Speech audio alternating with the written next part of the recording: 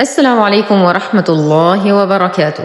حياكم الله، معكم أختكم رويدة في قناتكم قناة ورتل القرآن ترتيلا. نكمل معكم سلسلة تعلم التلاوة برواية ورش عن نافع من طريق الأزرق بجميع الأوجه والتحريرات من الوجه السادس من سورة البقرة الآيتين 29 و30 حرفا وصولا للإتقان بعون الله وتوفيقه. أعوذ بالله من الشيطان الرجيم. بسم الله الرحمن الرحيم. وإذ نتم كسرة الهمزة، نصبر على الذال ففيه رخاوة، فلا أقول وإذا الذال ساكنة، ولا أقول وإذ فهي فيها رخاوة وجريان للصوت، فنقول وإذ قال. نفخم القاف بأعلى درجات التفخيم فهي مفتوحة وبعدها ألف. نرقق اللام ونخلصها من تفخيم القاف. ربك. نشد الباء ونتم ضمتها ونفخم الراء. للملائكة. حرف مد وبعده همز في كلمة واحدة، فالمد واجب متصل يمد بالإشباع لورش بمقدار 6 حركات. إني. نشد النون بغنة أكمل ما تكون، لدينا يا ساكنة ما قبلها مكسور فهو مد طبيعي حركتين. جاعل. ألف ساكنة ما قبلها مفتوح فهو مد طبيعي حركتين. نتم كسرة العين نقول عي وليس عي. جاعل. تنوين وبعده الفاء في كلمتين فالحكم إخفاء مع غنة كاملة مرققة، لأن ما بعد التنوين حرف مرقق، فنقول جاعل في. نضغط على الفاء لأنه يخرج من أطراف الثنايا مع بطن الشفة السفلى. في الأرض. يا ساكنة ما قبلها مكسور فهو مد طبيعي، لكن تلاقى بعده لفظا اللام المحركة بالحركة العارضة. إذا انتلقى ساكنين أولهما حرف مد يسقط حرف المد بسبب التقاء الساكنين. الأرض. أصل الكلمة الأرض بتحقيق الهمز، لكن ورش يقوم بحذف الهمزة ونقل حركتها للساكن الذي قبلها وهي اللام القمرية، فتصبح الأرض، تحرك بالفتح لأنه حركة الهمزة. نفخم الراء، نعطي الضاد أقل درجات التفخيم. في الأرض خليفة. نفخم الخاء، لدينا يا ساكنة ما قبلها مكسور فهي مد طبيعي خليفة، نقف على التاء المربوطة دائما بها. ولو وصلنا يتولد لدينا تنوين وبعده القاف، فالحكم إخفاء مع غنة كاملة مفخمة لأن ما بعد التنوين حرف قاف. خليفة قاف. نعطي القاف أعلى درجات تفخيم لأنها مفتوحة وبعدها ألف. قالوا. واو ساكنة ما قبلها مضموم وبعدها همز في كلمتين، إذا انفصل حرف المد عن الهمز نسميه مدا جائزا منفصل يمد بالإشباع لورش بمقدار 6 حركات. أتجعل. نقلقل للجيم فهي من حروف قطبي جد. أتجعل. نتم ضمة اللام مع الترقيق. فيها. نتم كسرة الفاء، لدينا يا ساكنة ما قبلها مكسور فهو مد طبيعي أيضا، ألف ساكنة ما قبلها مفتوح مد طبيعي آخر. نوازن أزمنة المدود. من. نون ساكنة وبعدها الياء فهو إدغام يحتاج إلى غنة. من يفسد.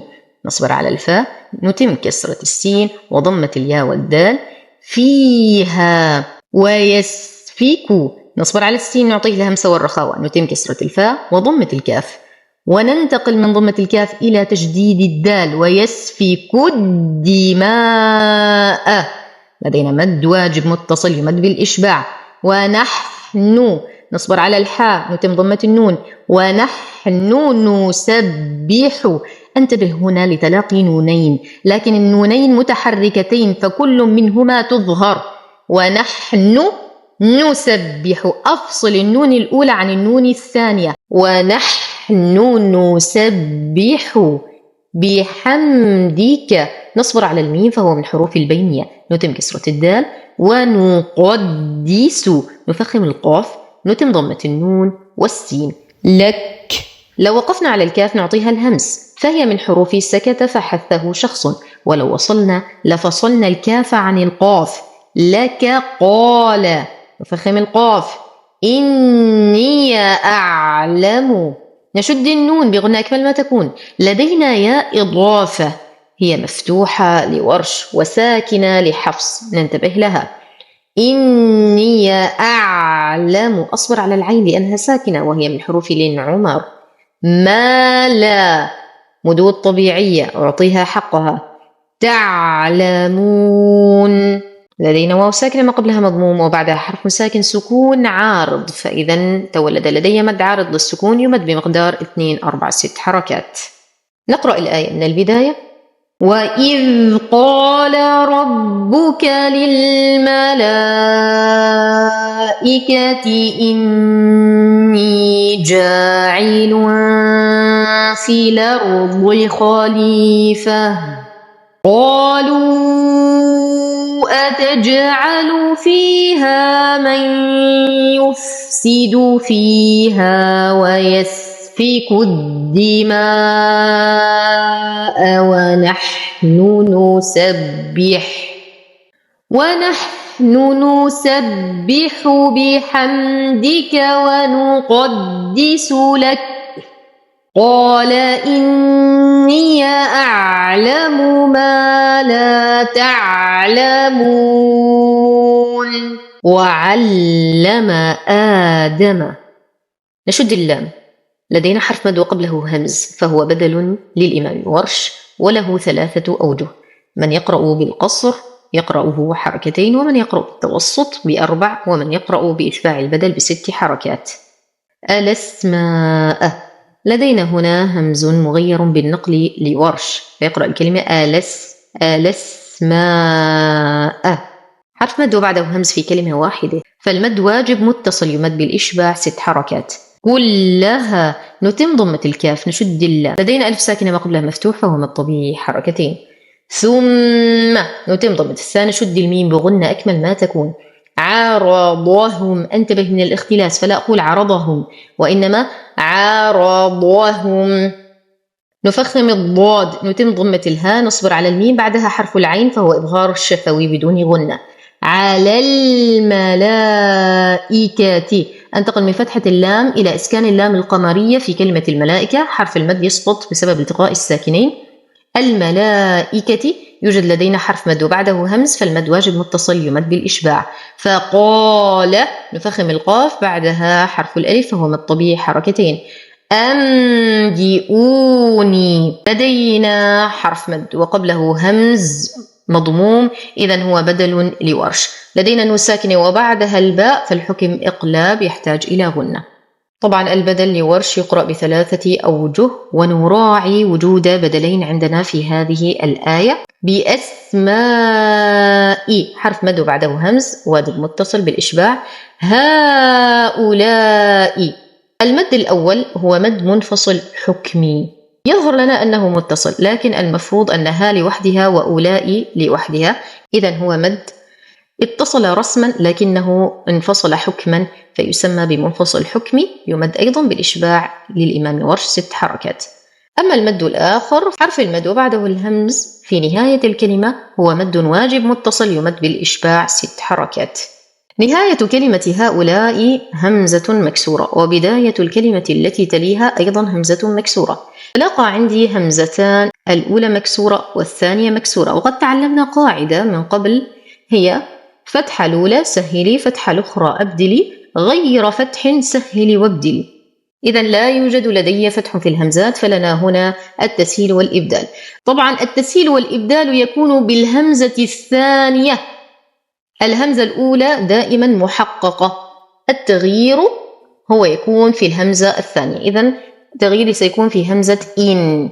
ماذا نفعل بهذه الهمزة؟ للإمام ورش فيها 3 أوجه. الوجه الأول وهو إبدالها بحرف مد، فنقول هؤلاء إن كنتم. ماذا فعلنا هنا؟ أبدلنا الهمزة الثانية بحرف مد يكون مجانسا لحركة الهمزة التي قبلها. ما هي حركة الهمزة التي قبلها؟ هي الكسر، إذن سنبدل الهمزة الثانية بحرف مد الياء، لكن باعتبار أن ما بعد الياء النون الساكنة، باعتبار أن بعدها حرف ساكن، إذن ستكون هذه الياء مشبعة أي تمد بالإشباع بمقدار 6 حركات. إذن كيف سنقرأها؟ هؤلاء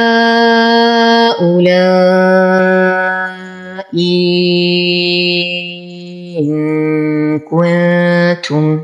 إذن أبدلناها بحرف مد مشبع تلقى بعدها نون ساكنة، وبعد النون الساكنة حرف الكاف عندي إخفاء فأكملت قراءة الإخفاء. هذا هو الوجه الأول المقدم أداء. الوجه الثاني وهو التسهيل. تسهيل أي همزة؟ الهمزة الثانية. أقوم بتسهيلها بينها وبين حركتها، وحركتها الكسر، فنقول هؤلاء إي، الهمزة الأولى محققة، الثانية مسهلة إن كنتم صادقين. الوجه الثالث والأخير هو إبدال الهمزة الثانية بياء مكسورة بكسر خفيف، فنقرأها هؤلاء ين. إذا نطقت صوت الياء من فمي يي، حققت الأولى والثانية يي، ياء مكسورة بكسر خفيف. نقرأ الآية من البداية مع موازنة أوجه. البدل الأول آدم مع البدل الثاني أنبئوني، لدينا 3 أوجه، مع التقاء الهمزتين أيضا 3 أوجه.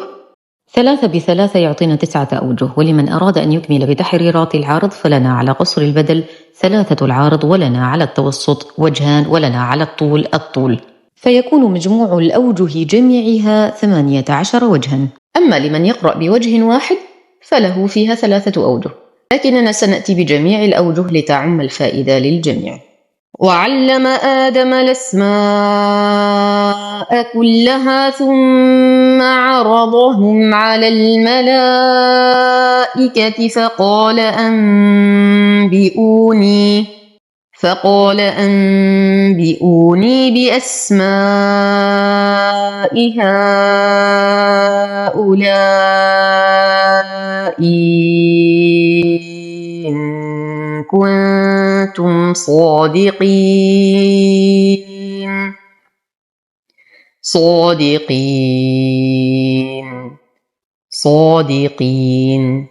هؤلاء إن كنتم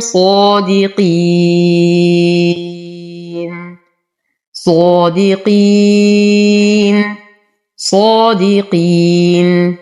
إذن أتينا بالوجه الأول وهو إبدال الهمزة الثانية بحرف مد مع 3 العارض وقصر البدل، ثم أتينا بتسهيل الهمزة الثانية لالتقاء الهمزتين مع قصر البدل و3 العارض. الآن سنأتي بإبدال الهمزة الثانية ياء خفيفة مع 3 العارض أيضا على القصر، فلا داعي أن أعيد الآية من البداية. هؤلاء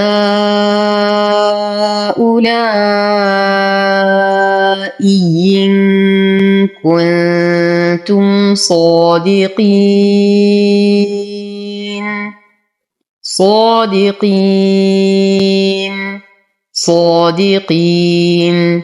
الآن نأتي بتوسط البدل مع توسط وإشباع العارض وأوجه الهمزات 3.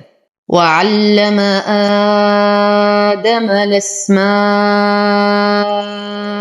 كلها ثم عرضهم على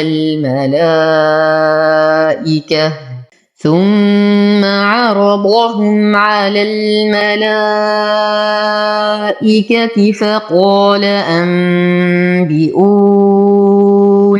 بأسماء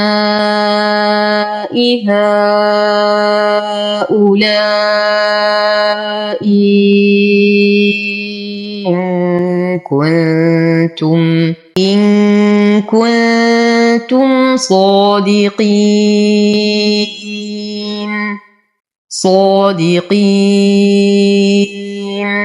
طبعا لو ابتدأنا بهمزة إن نبتدأ بها محققة.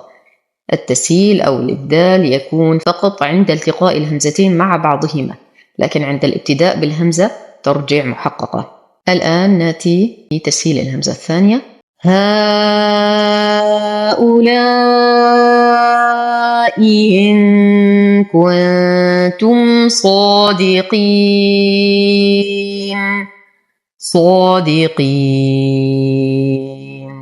إبدال الهمزة الثانية ياء خفيفة بأسماء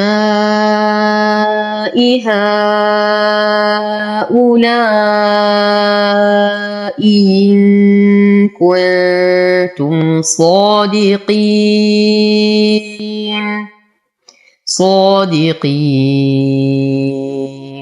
الآن نأتي بإشباع البدل.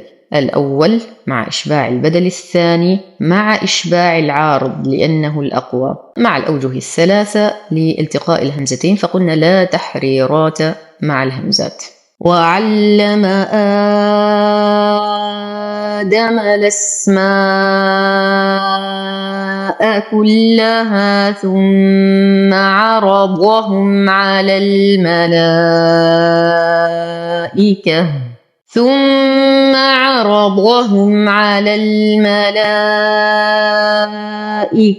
فقال أنبئوني بأسماء هؤلاء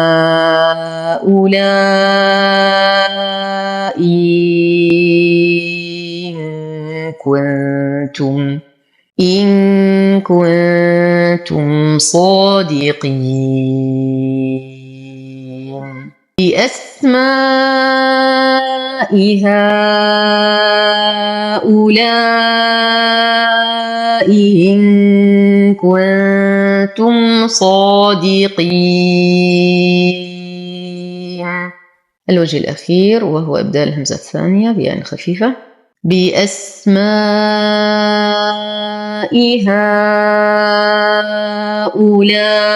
هؤلاء إن كنتم صادقين.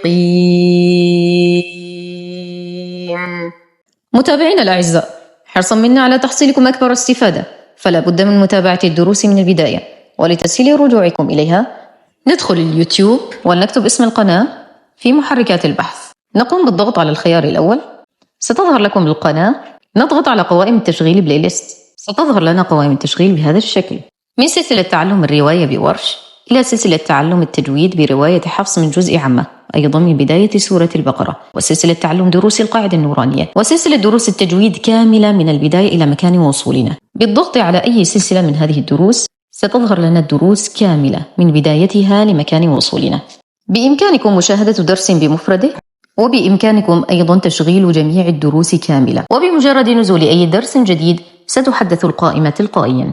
ولتصلكم الدروس فور نزولها فعلوا الاشتراك في القناة واضغطوا على الجرس ليعطيكم تنبيها عند نزول أي درس. اعلموا حفظكم الله أننا نبذل قصارى جهدنا لنقدم لكم أكبر فائدة وبأسرع وقت، فما أصبنا به فبفضل الله وحده، وما أخطأنا به فمن أنفسنا، ونستغفر الله لنا ولكم. لم نبخل عليكم بما آتانا الله من علم، فلا تبخلوا علينا بتفعيل الاشتراك والإعجاب والتعليق، وبنشر القناة لكل من يحتاجها، تنتشر القناة وتظهر ويعم خيرها ونفعها البلاد والعباد.